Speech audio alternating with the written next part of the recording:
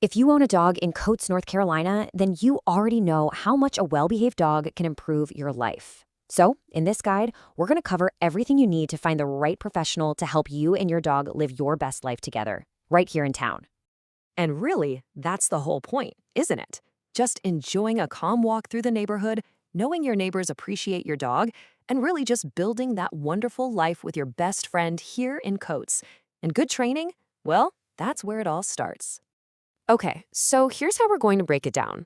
First, we'll talk about why training is so helpful in our community.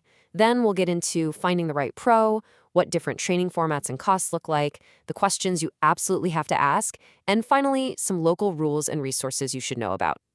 All right, let's jump right into our first section. This is all about what we're aiming for, having a dog that just fits right into the Coates lifestyle, making every day that much better. You know, this really hits on the practical side of training. This isn't about teaching fancy, complicated tricks. It's about real life. It's about your dog walking nicely past other houses on your street, or being able to relax when you're at a local get-together. That's the stuff that makes a huge difference day to day. So, once you know what you want to achieve, the next logical step is finding the right person to help you. In this part, we're going to look at the key things to consider when you're checking out a trainer.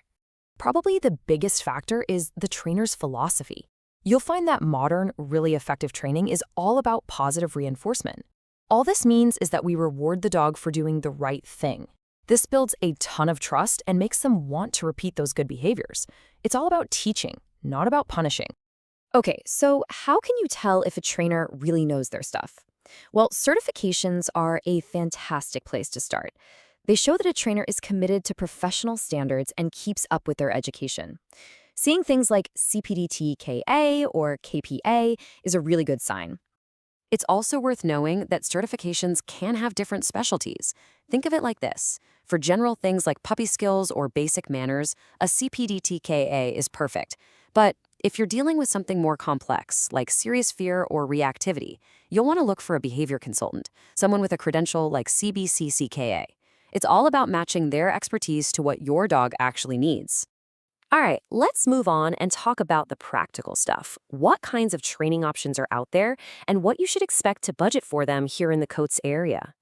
Generally, you've got two main choices. Group classes are awesome for practicing skills with other dogs and people around, real-world distractions.